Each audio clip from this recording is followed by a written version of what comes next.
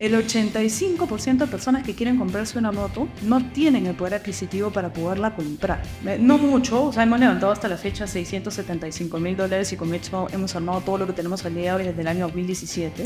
No tanto el resultado final, no tanto el dinero, pero no es lo más importante. Honestamente, ¿cómo es trabajar con tu hermano? Pues estos conflictos entre socios, porque cada uno busca su bienestar propio, que motos siempre ha sido y sigue siendo hasta el día de hoy el patito feo de la industria automotriz. La gente que sale de las mejores universidades entra a autos, no a motos. Lo que hallamos en el mercado de motos es la falta de acceso a opciones de financiamiento. Para que tengas una idea, hay aproximadamente 880 concesionarios de motos a nivel nacional.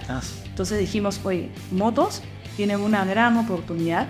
Porque la gente piensa que es fácil y no lo es. ¿También has tenido tus etapas difíciles? Totalmente, ¿quién no? Emprendedor, que se llame emprendedor, no creo que no haya pasado por esos momentos. El tema de la imagen de la mujer, de la diferencia de salario, pero yo no comparto mucho eso. Una mujer liderando, y me lo dicen. O sea, yo me reúno con marcas y me dicen, ¿qué hace una mujer acá?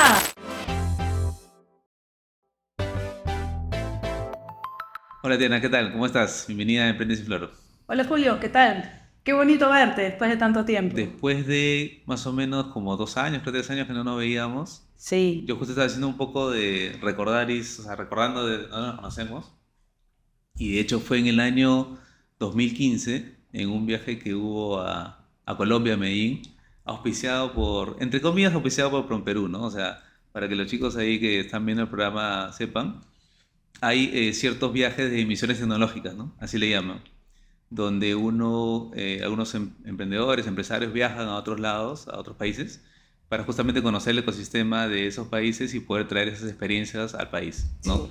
Entonces en esa oportunidad, me acuerdo 2015, me inscribí en el programa y ahí conocimos a varias personas y te conocí a ti. De hecho ahí tú estabas con Lucana, ¿no? Entonces, nada, una de las primeras personas también que quería invitarte era a ti.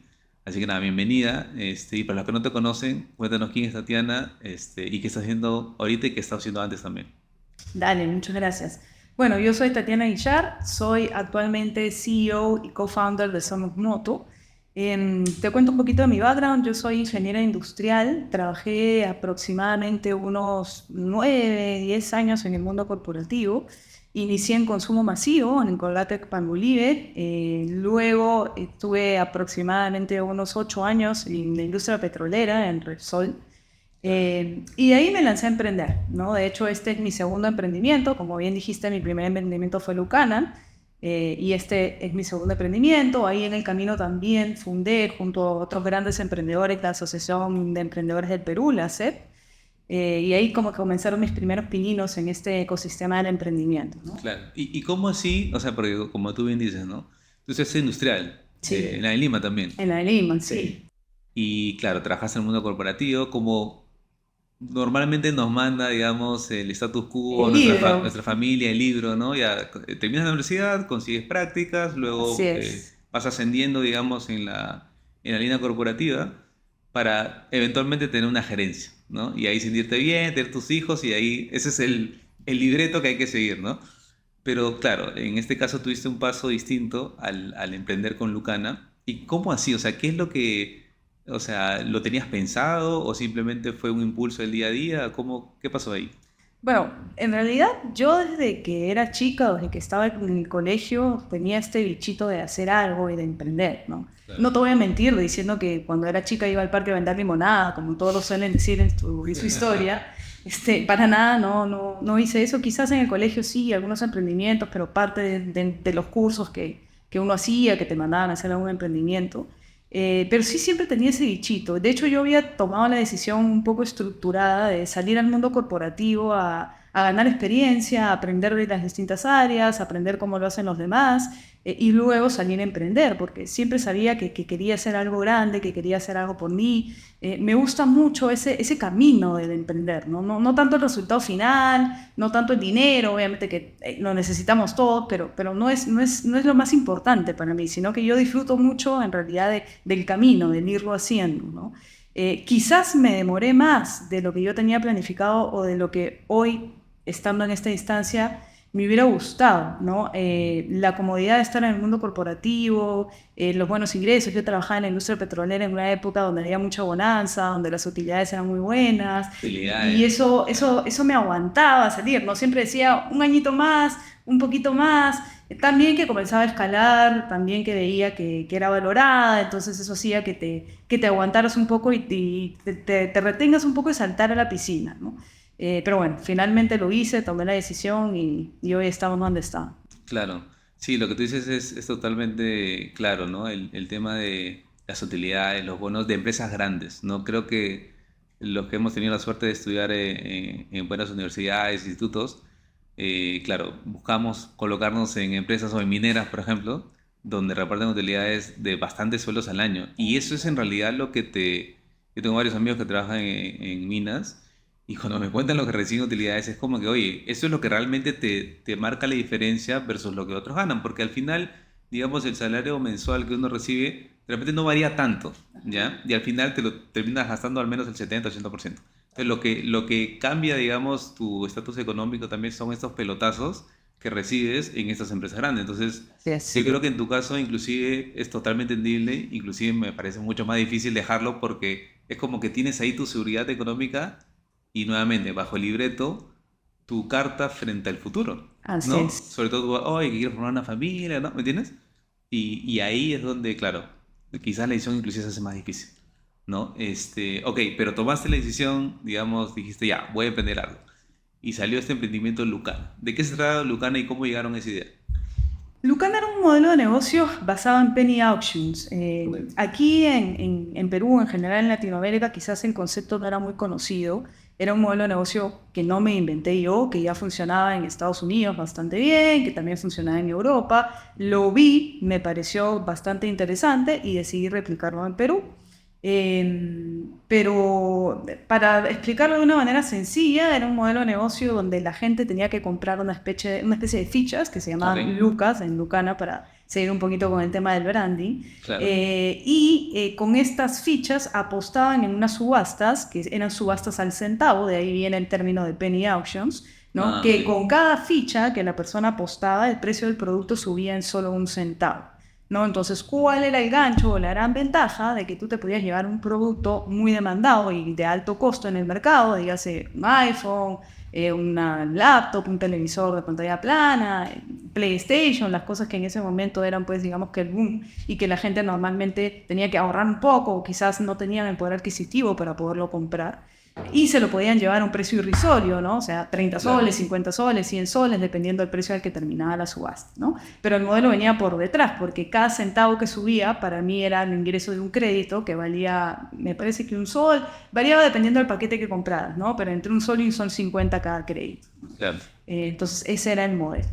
Ya, y era una plataforma web, me acuerdo. Era una plataforma web, O sea, claro. digamos, en línea era una subasta en la cual la gente compraba sus fichas y iba, era como una subasta, ¿no? O sea, cuando vas a, eso de se vende, ¿no? Sí, ¿quién da 5, 10, ¿no? En este caso con las monedas. Tal cual. Era una subasta, de hecho es una subasta, pero era una subasta particular, ¿no? O sea, no es que cada ofertante podía decir un precio cualquiera, sino Ok, que ofertaba y el precio aumentaba en un centavo, ¿no? Esa era la temática. Ahí tenía un reloj en cuenta regresiva que iba disminuyendo, ¿no? Entonces la gente en los últimos segundos apostaban y cada vez que alguien ponía una ficha, el reloj aumentaba, me parece que eran 15 segundos más, ¿no? Entonces ahí es donde se generaba la competencia, en realidad, en los 15 segundos finales, ¿no? La subasta se abría, me parece que 48 horas antes, pero nadie apostaba en ese momento, ¿no? Por ahí uno que otro loquito para poner su nombre y decir, por si acaso esta me la gano yo, pero la competencia se generaba en los últimos 15 segundos de la subasta. Y claro. para nosotros fue un reto tecnológico bien grande, porque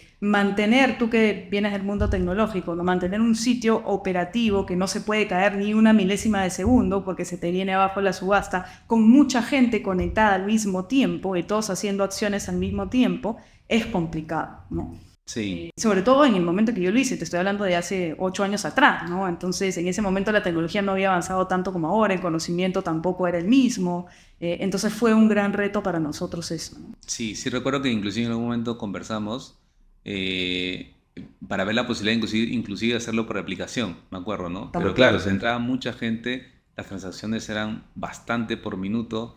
Claro, una caída de un par de segundos y se te caía un montón de operaciones. Exactamente, Era complicado, ¿no? exactamente. Y, o sea, ¿lograste monetizarlo? ¿Cuánto tiempo estuvieron en línea? Y de ahí, ¿cuándo se tomó la decisión de, oye, en verdad vamos a pararlo, dejarlo en stand-by o dejarlo, ¿no? Estuvimos más o menos unos 2 años y medio operando. Se volvió una especie de living dead, como yo le llamo, ¿no? Era como una línea plana donde ni perdíamos ni ganábamos plata, ¿no? Pero estábamos estancados. Nosotros nos dimos cuenta que era un modelo de negocio que tenía ciertos issues que hacía o que iban a hacer que ese modelo no sea escalable. El primero era que era un modelo de negocio que requería que mucha gente pierda para que uno solo gane.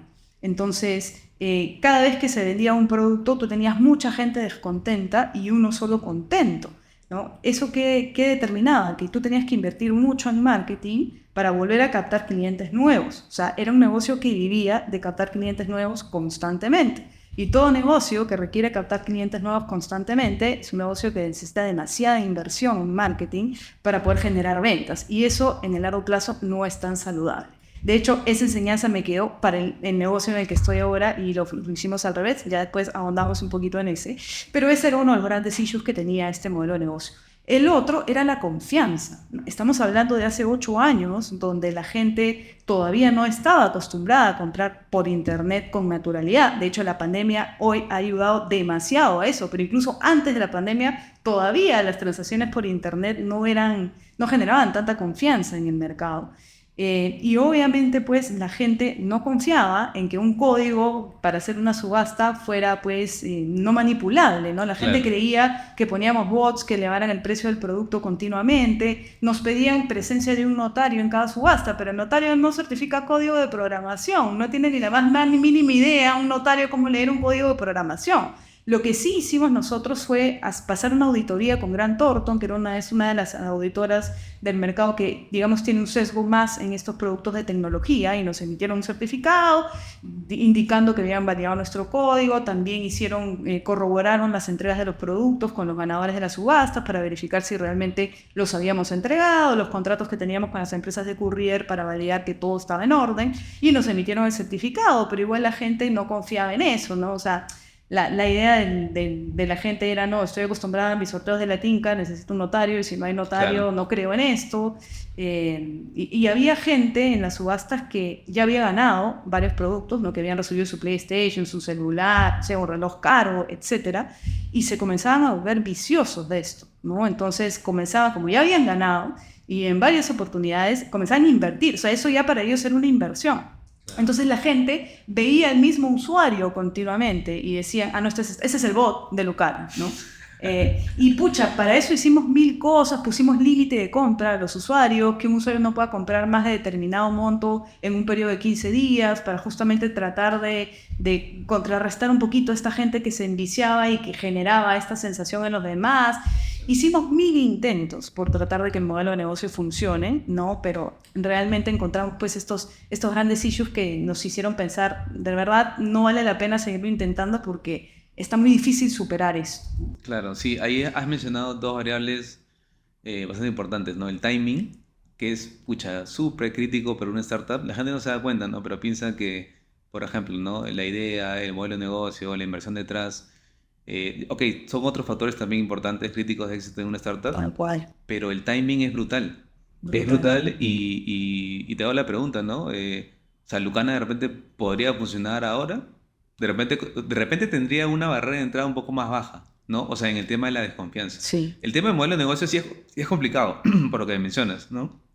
O sea, necesitabas más publicidad para poder captar más usuarios. Entonces, yo me imagino que mensualmente invertías en Facebook Ads, en ese entonces solamente había Había Facebook, Facebook Ads, claro. y era directamente proporcional, ¿no? O sea, si invierto $1.000, recibo de repente, no sé, 10, 20 nuevos clientes. Así era. Tal cual. Igualito, ¿no? Tal cual. Entonces, claro, estabas ahí como que en una especie de esa redondela donde están las ratitas, estás ahí, digamos, entrampada y no podías salir, ¿no?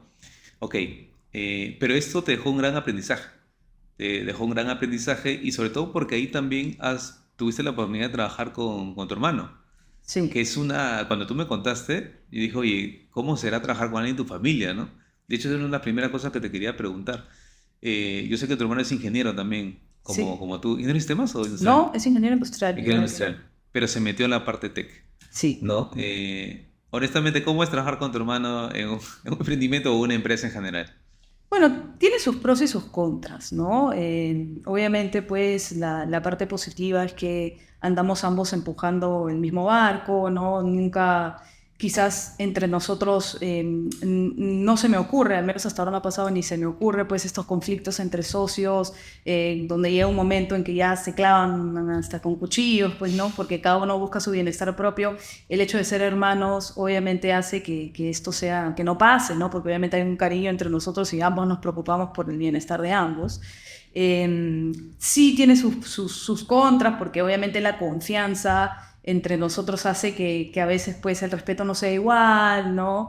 Eso es un poco complicado a veces porque al fin, así ambos seamos socios, igual uno tiene que liderar y a veces hay y sobre todo cuando los dos venimos de la misma formación, somos igual de capaces y aportamos igual, a veces hay ideas que se contraponen, ¿no? Yo puedo tener una idea, él puede pensarlo distinto y ese choque a veces es complicado y cuando encima pues hay la confianza de relación entre hermanos, esa gresca a veces puede ser un poco más complicada porque no es fácil simplemente acatar, ¿no?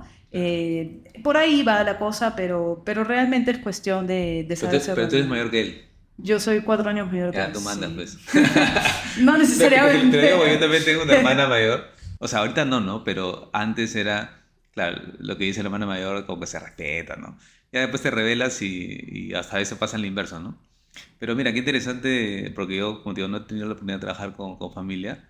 Y de hecho es un retazo, pero lo pudieron sacar adelante. Y ahora han empezado otro emprendimiento, bueno, ya hace varios años, que es Somos Moto, el que estás actualmente. Y él también está trabajando contigo. Sí, sí. Cuéntanos un poquito de Somos Moto, qué es y cómo le está yendo en esto en estos tiempos. Bueno, Somos Motos es una fintech especializada en el segmento de motos. Nosotros encontramos en esta industria un gran dolor para el consumidor de motos de poder primero hacer esta búsqueda del producto de una manera informada, porque estamos hablando de una industria que era una industria totalmente tradicional, tanto en autos como en motos, pero en realidad en general en la industria automotriz, ¿no? Comprarte un vehículo nuevo era exactamente igual para ti como lo hacía tu papá, como lo hacía tu abuelo, como lo hacía tu tatarabuelo, que era básicamente visitar físicamente concesionario en concesionario, tenerte que someter al tráfico de la ciudad para poder hacer un mapeo del mercado completo. De hecho, los orígenes de esta idea nacen un poquito porque mi papá tenía que comprarse un carro nuevo y nos pide a nosotros, sus hijos, nosotros somos tres, que lo ayudemos a tomar la decisión, ¿no? Porque él nos dice, al final, quienes más disfrutan de carros son ustedes, a mí no me importa mucho, entonces pónganse de acuerdo ustedes y acompáñenme a elegir un carro, ¿no?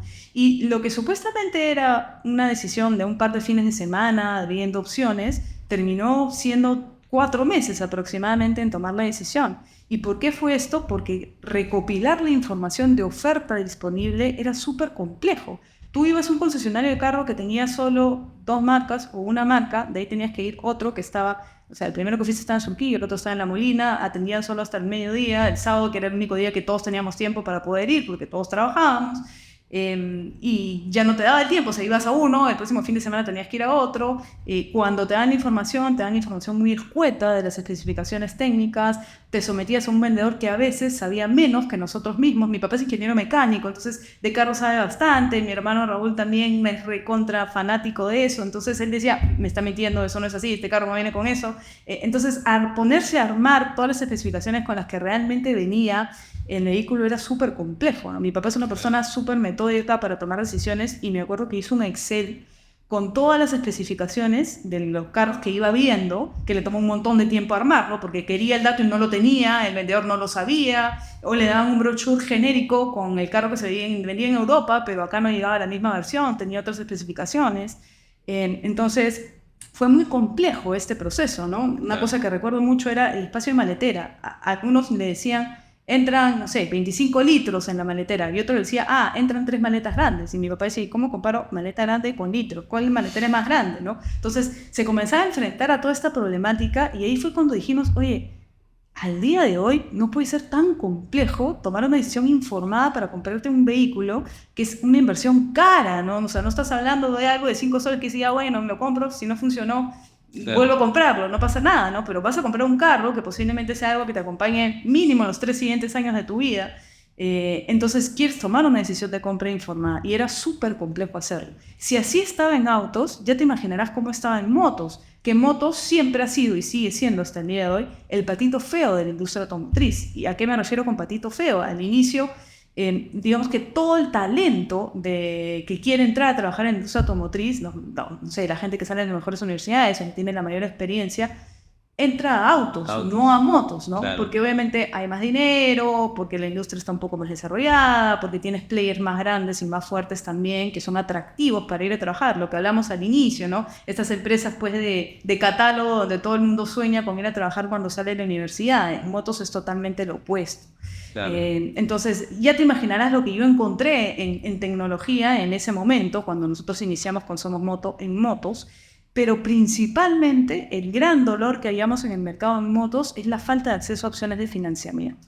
El 85% de personas que quieren comprarse una moto no tienen el poder adquisitivo para poderla comprar.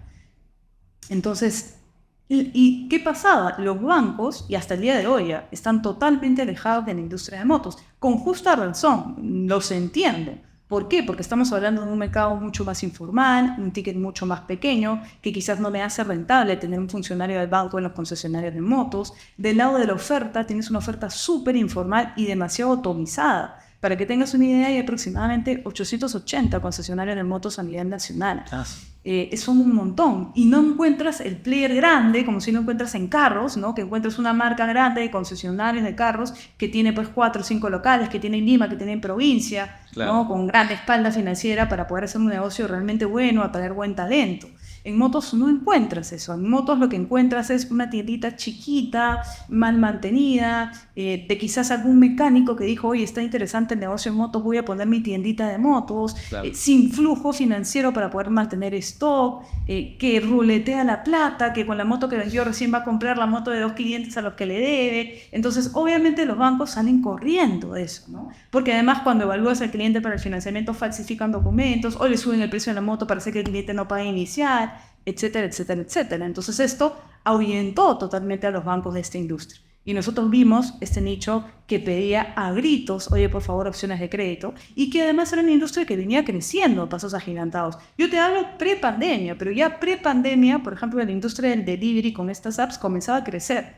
Y comenzaba a crecer bastante, al ritmo de 25% mensual, fue lo que nosotros encontramos en ese momento, ¿no? Entonces dijimos, oye, motos tienen una gran oportunidad y es un segmento que realmente está pidiendo que las cosas se hagan bien, ¿no? Era una industria que de cara a la oferta no se adaptaba al consumidor como el consumidor busca las cosas al día de hoy, ¿no? Fácil, en la palma de su mano, con precios transparentes, tomando una decisión informada de compra. No quiero comprar lo que el vendedor me quiere vender, quiero realmente comprar lo mejor para mí. Sí, y eso es una de las primeras preguntas que tenía, porque es cierto, o sea, el parque automotor en general ha subido bastante en los últimos años, y específicamente en motos también, justamente con el tema de los deliveries que me comentabas. Y sí es cierto que, sí, pues, o sea, cuando ven opciones de financiamiento, sí es un mercado un poco informal. Los bancos ni de hablar se meten ahí. De repente algunas cajas, nosotros que trabajamos con varias cajas, vemos que ellos sí atienden a un segmento, digamos, de microempresarios, de micro, pequeños empresarios, pero definitivamente es una tarea bastante ardua que de verdad que te has enfrentado a un monstruo, ¿ah? Sí. Se han enfrentado, mejor dicho, a un monstruo, pero van ahí dándole batalla y ganando la batalla, ¿no? Porque yo he escuchado a ustedes han crecido bastante en los últimos años, eh, han construido, de hecho, un equipo de trabajo súper importante y, digamos, la expectativa de crecimiento me imagino que estará alta.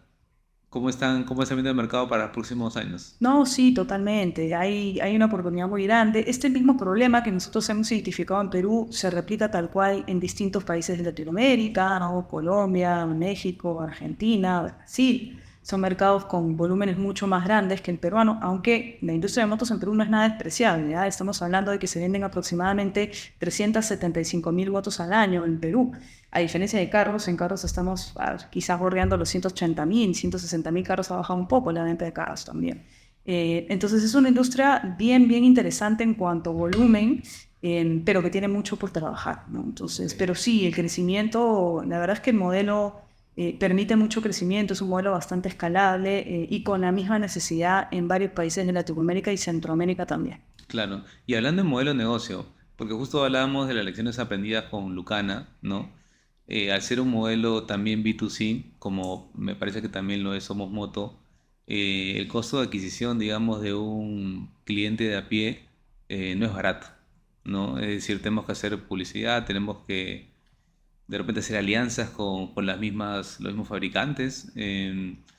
¿Cómo han abordado este tema? Ya, esa es una muy buena pregunta y de hecho eso vino de mi aprendizaje en Lucana, ¿no? Uno de los grandes problemas que nosotros teníamos en Lucana era lo alto que nos costaba adquirir un cliente, un costo de adquisición muy alto era el que teníamos, ¿no? Que es lo que te comentaba. Había que hacer mucho marketing para que captar gente nueva, porque toda esa gente que perdía ya no quería volver, ¿no? O volvía una o dos veces, pero de ahí no lo intentaba más. Entonces nosotros dijimos, necesitamos encontrar una manera de tener un embudo de captación de clientes grande, pero que no nos cueste, o que no nos cueste tanto, al menos, ¿no? Y después ya convertirlo. Entonces, nosotros lo que desarrollamos al inicio para solucionar este problema fue el catálogo más completo de motos a nivel, y te diría a nivel Latinoamérica, incluso a nivel mundial, porque no he encontrado algo similar a lo que nosotros hemos hecho en Somos Moto, buscando el crecimiento orgánico, ¿no? Buscando que a través de cualquier keyword relacionado a motos que la gente utilice en Google, aparezcamos nosotros primero. Okay. ¿No? Y eso fue lo que hicimos, porque al inicio nuestro modelo de negocio ni siquiera es el que tenemos hoy. Hoy somos distribuidores de 26 marcas, ¿no? Hoy vendemos las motos, hacemos todo el proceso de ensamblaje, activación. Por razones que ya te contaré, terminamos, digamos que pivoteando el modelo inicial.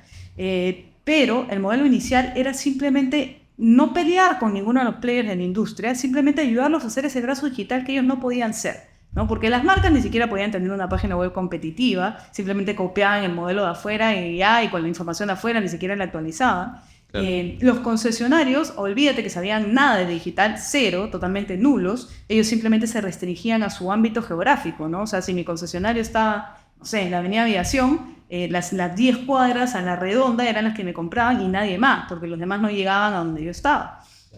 Y para el consumidor, ¿no? Buscábamos ser esta primera opción donde él pueda tener toda la palma en la mano. Digamos que el Booking.com, no me gusta a mí usar muchas esas referencias, me parece medio guachafada, pero bueno, para que se entienda fácil, el Booking.com de las motos, ¿no? Y eso fue lo que hicimos, o sea, sin monetizar a ese momento, simplemente trabajamos en el catálogo. Pero este catálogo fue una tarea de hormiga también. De recontra hormiga, y no tienes idea, porque ni las marcas, y hasta el día de hoy, ni las marcas saben lo que venden realmente, ¿no? O sea, no tienen conocimiento de los productos que venden, te dan especificaciones muy escuetas, te dicen es de tal año y realmente es de otro año, o te dicen viene en este color y cuando viene no viene en ese color. Eso también se arrastra de que las fábricas en China también no son muy buenas proporcionando información, entonces todo eso arrastra una cadena de errores, ¿no? Pero sí, fue tarea de hormiga, o sea, mi equipo tuvo que ir concesionario por concesionario, el vendedor se distraía y con el celular le tomábamos foto a la lista de precios porque los precios no nos quería dar nadie y para nosotros el precio era el gancho, ¿no? O sea, queríamos hacer el lugar donde el cliente pueda entrar y ver el precio sin tener que hablar con nadie, ¿no? Pero no nos querían proporcionar, entonces distraíamos, alguno distraía al vendedor, el otro tomaba precios, le hice fotos a todas las motos para ver las especificaciones y así fue, chamba de recontra hormiga. Me acuerdo que incluso cuando nosotros empezamos había lo que se llama el Expo Moto, ya no existe, era como el... Sí, claro, sí recuerdo. Creo que en autos todavía existe, el Motor Show. Motor Show, claro. En autos se sigue dando, pero en motos ya no hay, ¿no? Y había el Expo Moto que organizaba por la Asociación Automotriz del Perú, justo cuando nosotros iniciamos, y para nosotros fue wow, porque fuimos y teníamos toda la exhibición de todas las marcas y comenzamos a anotar todo, a tomar fotos, a comenzar a captar los contactos de todas las marcas, y así fue, chamba de recontra hormiga. Una vez que ya lo habíamos hecho, y eso sí fue mágico, porque nosotros lanzamos la plataforma y en 2 meses teníamos un tráfico brutal, pero realmente brutal y orgánico, porque no gastamos ni plata teníamos, o sea, no gastamos ni un solo dólar en publicidad, pero simplemente por el contenido, porque en ese momento, pues, hoy ya casi todas las marcas han hecho su web y todo, pero cuando nosotros iniciamos, nadie tenía contenido de motos, nadie. Entonces buscaban cualquier modelo, cualquier cosa, financiamiento de moto, compra de moto, moto Perú, moto precio Perú, cualquier keyword, Somos Moto aparecía primero. Y hasta el día de hoy. Claro. Entonces eso fue lo que generó que comencemos a tener mucho más valor. Y las marcas que al inicio nos tiraban la puerta en la cara, porque ¿quién eres tú? ¿Por qué te voy a proporcionar información? ¿Qué voy a ganar yo proporcionándote información? Etcétera. Comenzaron a buscarnos todos, porque cada error que cometíamos, por ejemplo, nos equivocamos en poner un precio, la marca a los 5 minutos, oye, corrige este precio porque me estás afectando. Porque el cliente está en mis concesionarios y quiere que la moto se le venda al precio que está en Somos Moto. Porque Somos Moto empezó a ser referente para eso. O sea que las personas que querían comprar una moto, o sea, entraban a la web, Somos Moto, comparaban, veían las marcas, especificaciones, y luego ya con esta información algunos iban a las tiendas. O ahí mismo en línea buscaban no sé si la compra o directamente alguna Claro, referencia. empezaron yendo a las tiendas, ¿no? Usándonos a nosotros como catálogo, veían la información, veían el precio, decidían el modelo, porque tenemos bastantes herramientas bien potentes, simulador de financiamiento, comparador, etcétera, que hace que los usuarios puedan hacer todo este proceso de toma de decisión. Y comenzaban a ir. Pero luego nosotros nos dimos cuenta que había mucha gente que nos comenzaba a escribir, ¿no? Y, oye, quiero comprar esta moto, ¿qué hago? ¿A dónde voy? Y ahí vino la segunda etapa, ¿no? Dijimos, ok, ya captamos al público, ahora tenemos una bolsa de clientes enorme, ¿qué hacemos con ellos? Porque nos están escribiendo desesperadamente que quieren comprar las motos.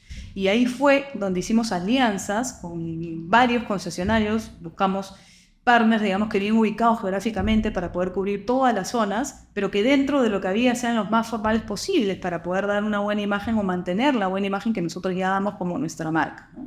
Claro. Y eso fue, y comenzamos a tener un equipo comercial in-house que lo que hacía era primero validar con el cliente que hay una real intención de compra y de ahí gestionar los leads con los distintos concesionarios con los que teníamos alianzas. Interesante, interesante. De hecho, poniéndome a pensar, haciendo un símil con Perú Apps, para que vean los que nos ven qué tan importante es el tema del SEO, es decir, la búsqueda orgánica en Google. O sea, yo creo que lo que pasó con ustedes es que, claro, empezaron, creo que en el 2016 más o menos, 2017, sí. 2017, cuando no había casi nadie posicionado justamente con las palabras de moto. Tal cual. Entonces entraron fuerte, agarraron las primeras posiciones o la primera. Hago el símil o la analogía con Perú Apps. Perú Apps 2014, aplicaciones móviles también. Tú buscas ahorita aplicaciones móviles Perú primeros y estamos primeros de hace años y nos llegan un montón de leads por la página todas las semanas, ¿no? Y ahí se ve justamente el trabajo del SEO, que es muy importante. Y más allá de eso, otra de las lecciones también que recogemos de estos emprendimientos es de empezar en un nicho focalizado. Algo que la gente de repente no se da cuenta. Mucha gente cuando quiere empezar un negocio, una empresa, quiere apuntar a todo. Quiere vender, no sé, X, Y, Z productos. Pero en realidad, al menos lo que yo voy viendo ya con la experiencia que tenemos emprendiendo, una buena, digamos, estrategia de inicio es irse a un nicho, poder, digamos, penetrar ese mercado y luego ya diversificar, ¿no? Porque, claro, o sea, tú empezaste con la parte de los motos, pero solamente como un catálogo, luego ya te vas aliando y te van saliendo ideas en el camino y por lo tanto vas aumentando tu facturación. En nuestro caso empezamos con aplicaciones era el 70% de nuestra facturación, hoy es otra línea que es outsourcing, ya desarrollo de software es mucho menos y todo va cambiando, pero empezamos por algo y el nombre se posicionó, ¿no? Igual que Somos Moto, el tema del branding, o sea, cómo te recuerda, digamos, el cliente y lo primero que piensa al comprar algo, ¿no? Y hablando del tema de financiamiento que ofrecieron, ¿ese es algo que ustedes ofrecen o digamos, lo tercerizan o se alían con otras entidades financieras para poder dar financiamiento para la compra de estas motos? Actualmente lo ofrecemos a través de entidades aliadas financieras, ¿no? De hecho, nuestro objetivo es lanzar un producto de financiamiento directo que ya estamos por lanzar. Estamos ahorita en el levantamiento de fondos de deuda para esto, pero ya lo tenemos todo estructurado porque ese es el fin final. De hecho, en la razón social de Somos Moto es la marca comercial, pero la razón social es Autofintech Latam, porque desde el momento cero vimos que la gran oportunidad o digamos el gran dolor que había también en el mercado en ese momento era el financiamiento.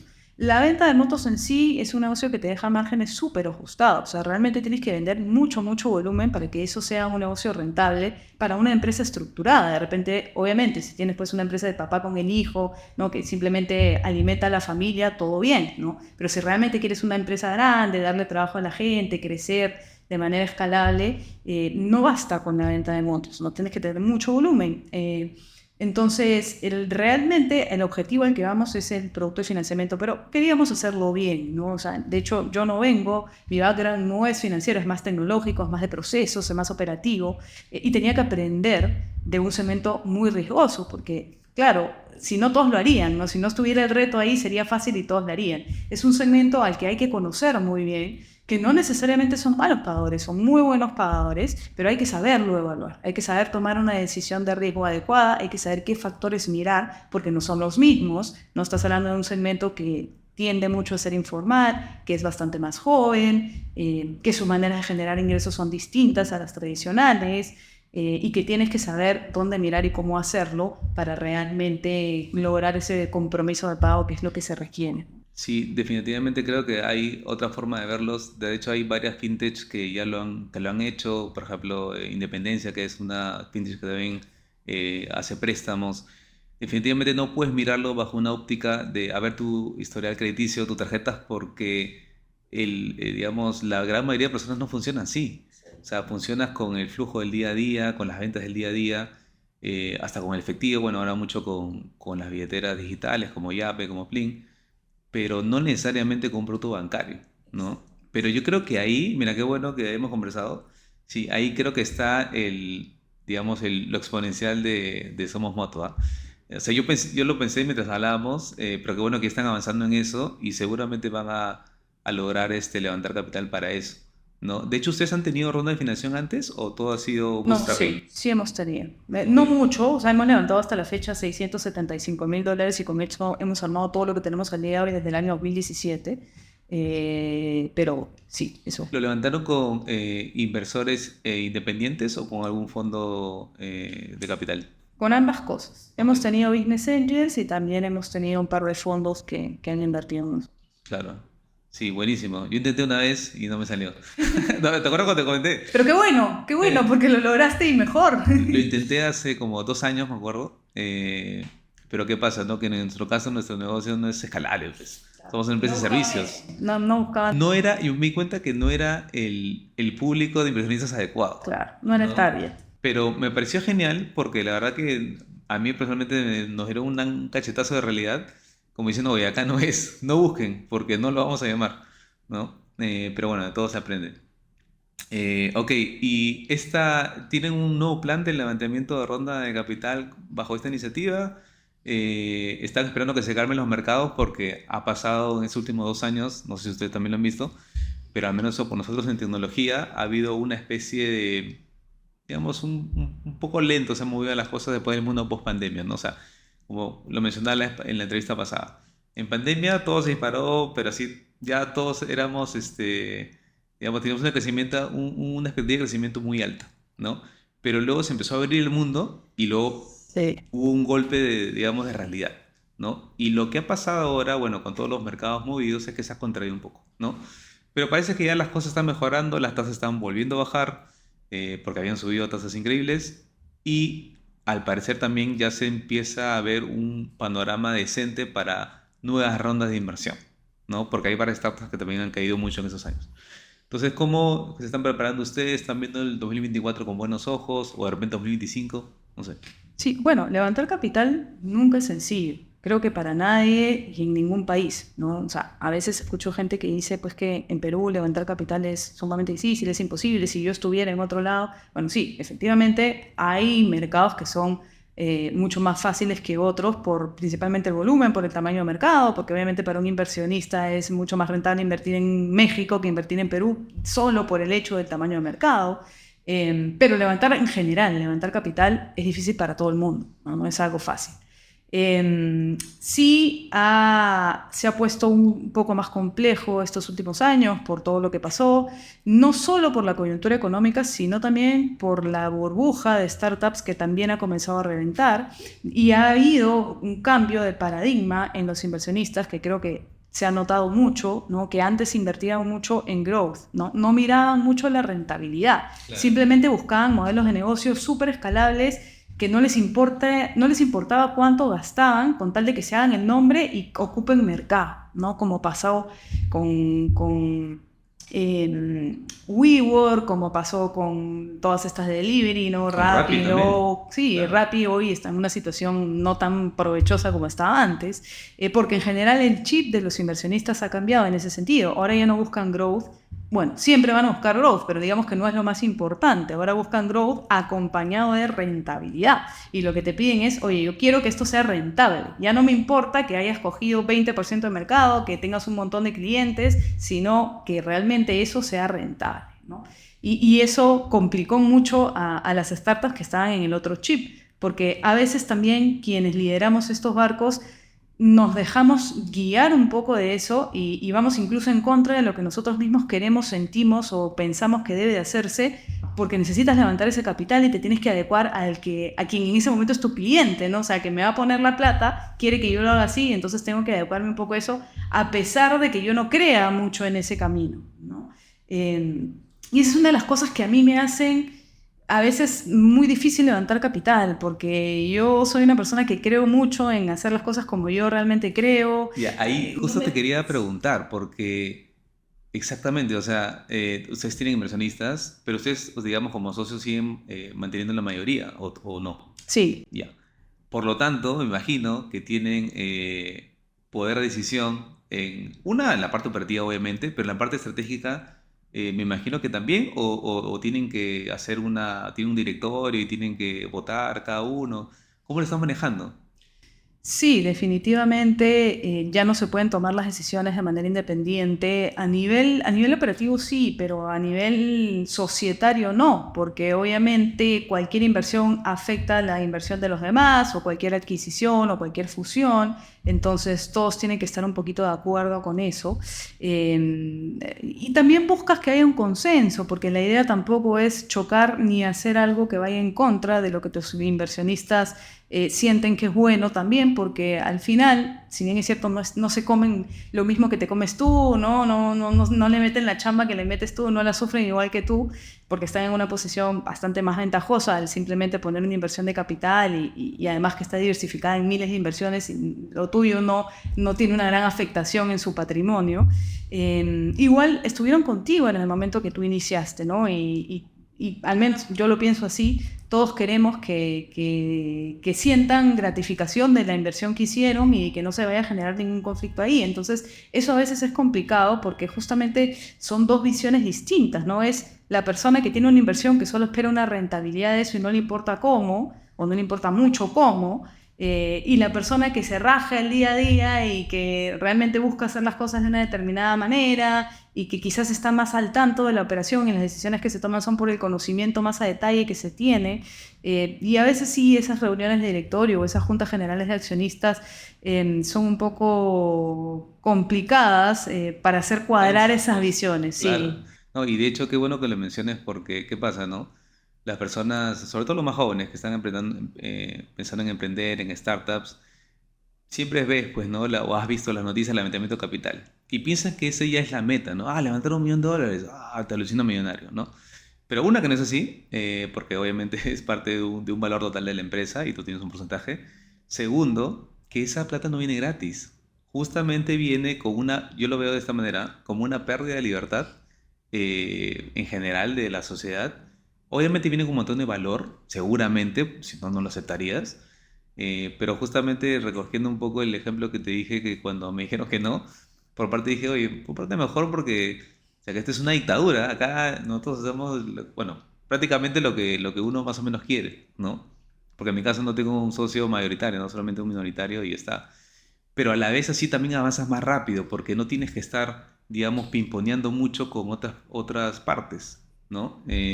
Depende de la óptica cómo lo veas, pero tiene sus responsabilidades. Yo creo que no hay ninguna mejor ni peor, simplemente que hay sus pros y sus contras, como todo en la vida, Totalmente. ¿no? Sí, o sea, de hecho, si tú me das a escoger el día de hoy y puedo hacerlo sola, lo haría sola.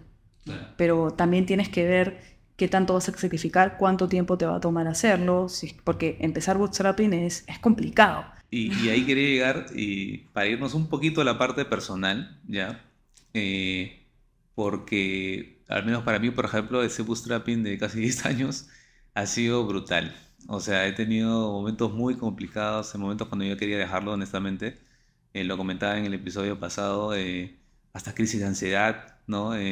Problemas muy complicados, en lo cual inclusive tuve que alejarme de la empresa un par de semanas y sentí que me iba a morir, literal, ¿no? ¿Tú digamos, cómo has logrado sobrellevar ello? ¿Te es difícil? Em, Porque la gente piensa que es fácil y no lo es. ¿Cómo lo has podido manejar tú? ¿También has tenido tus etapas difíciles? Totalmente, ¿quién no? Yo no creo, o sea, emprendedor que se llame emprendedor, no creo que no haya pasado por esos momentos. Yo creo que los tenemos todos. Para mí es lo más difícil el emprendimiento, los sub y bajas. O sea, hoy día te pasa algo espectacular, lograste una gran venta, salió un producto en el que habías estado trabajando para desarrollar algún tiempo, ya todos estamos felices, se logró, no sé, una inversión, se firmó un buen contrato, lo que quieras, y mañana se fue una persona importante en tu equipo, mañana se cayó una venta, mañana se malogró el producto, mañana tuviste un conflicto con un inversionista, etc. O sea, es así y todos los días. O sea, lograr esto seguido, me refiero emocionalmente, en el emprendimiento es súper complicado, al menos cuando estás en esta etapa inicial, donde todavía estás desarrollando el negocio y no has logrado ya pues, la tranquilidad económica, que el negocio se mueva solo, que ya hayas podido delegar y formar todo, es imposible, ¿no? Tienes que estar con esas sub y bajas emocionales y es súper complicado, creo que para todos. Pero lo que a mí me mantiene en esa ruleta, a pesar de toda esa complicación, es las ganas de ver que lo que estás formando realmente es tuyo, realmente depende de ti, realmente se van logrando las cosas, la ilusión con la que me levanto en las mañanas. O sea, yo de energía ando muerta porque trabajo de sol a sol y eso, o sea, no paro feriados, no paro Navidad, no paro, no paro nunca. Porque me gusta, porque me apasiona lo que hago. O sea, para mí esto no es un trabajo, es realmente una ilusión, es algo que me mantiene viva y que me gusta hacer. Pero obviamente hay cansancio físico, pues no, porque tantas horas sin parar genera un cansancio físico. Pero a pesar de eso, me levanto todas las mañanas con ganas de comerme el mundo, que era algo que sentí que comenzó a no pasarme así cuando trabajaba en el mundo corporativo. Claro. Ya ha pasado algún tiempo, ¿no? Al inicio obviamente sí, porque vas aprendiendo cosas nuevas, pero ya yo sentí que llegaba un momento en el que, otra vez me tengo que levantar para ir a trabajar, de verdad, no puedo creerlo. Iba literalmente durmiendo en el camino, porque en esa época mi papá trabajaba al frente, entonces me llevaba en el carro y yo dormía todo el camino, llegaba zombie, a las 6 de la tarde me quería ir, porque ya no sentía que realmente podía hacer cosas distintas en donde estaba. Y hoy, durante todos los años que tengo emprendiendo, y ya no sé ni cuántos años son porque han pasado tantos, no siento que haya caído eso en mi estado de ánimo, a pesar de los problemas, ¿no? He tenido momentos súper difíciles, se te puede haber caído todo, se te puede haber caído una inversión a puerta de firmar, lo que sea, pero al día siguiente igual me levanto con las mismas ganas de comerme el mundo, y eso creo que es lo que hace la diferencia en un emprendedor. Ahora, no todos creo que tienen la pasta para eso, porque es súper difícil, ¿no? O sea, realmente tienes que disfrutar de eso. Eso es lo que yo también la vez pasada comenté. Y está bien. O sea, no porque no puedas emprender no significa Está que... bien, claro Claro, que o sea, sí. hay personas que la rompen en la parte corporativa, son muy buenos. Hay también personas que se mueven dentro de las empresas bastante bien, como intraemprendedores, y les va súper bien. Y bueno, y hay otras personas como nosotros, medio loquitos, que les gusta hacer temas de emprendimiento, que nos gusta sufrir un poco, por no decir bastante, pero que también valoramos mucho, por ejemplo, ¿no? El equipo de trabajo, el crecimiento de las personas. Para mí eso es lo más gratificante. Para mí Cuando también. yo veo que la gente tiene más responsabilidades, gana más, de ahí lo veo en sus historias, puta, viajando, digo, "Ay, qué chévere". O sea, o hasta inclusive se han ido de viaje por trabajo, los comerciales. Es algo que, por ejemplo, yo nunca tuve cuando trabajé en empresas grandes, ¿no? Y siempre veía que la gente viajaba por trabajo, los gerentes, y decía, "Ay, qué chévere, yo algún día quiero hacer eso", ¿no? Bueno, ahora lo hago con mi gente, ¿no? Y eso para mí es lo más gratificante y lo que me sostiene también en el día a día, ¿no? Y también una de las preguntas también que te quería hacer ya finales es, a ver, dentro del emprendimiento, digamos, acá en Perú, del ecosistema, de mujeres, o sea, tampoco son muchas, ¿no? Digamos, mediáticas, por así decirlo, ¿ya? Y tú también eres medio caleta, ¿no? O sea, yo te Medio conozco, no, recontra. claro, yo te Recontra. conozco porque ya hace años, pero tú has avanzado así sin hacer mucha bulla, pero has avanzado bastante. Y para mí, sí, te lo digo honestamente, eres una de las mujeres más top de emprendimiento acá del país, porque hay otras mucho más mediáticas. Pero ¿cómo crees que eso afecta o no afecta, o te ha afectado, no sé, has visto la diferencia de ser hombre o mujer en el tema de startups en Perú, honestamente? Esa es una muy buena pregunta. Y en general, sacándolo del tema de startups, yo creo que es algo que es un tema que está ahorita generando mucha controversia. Eh, el tema de la imagen de la mujer, de la diferencia de salarios, de la diferencia de salarios que hay, por ejemplo, en los deportes, ¿no? Por qué las mujeres ganan menos en el fútbol que los hombres? No quiero que mis comentarios vayan a generar ningún conflicto, porque esto, como te digo, es un tema Dale nomás. bien controversial, pero yo no comparto mucho eso. O sea, yo soy de las personas que cree que depende de cada uno, independientemente de si eres hombre o si eres mujer, lograr las cosas, ¿no?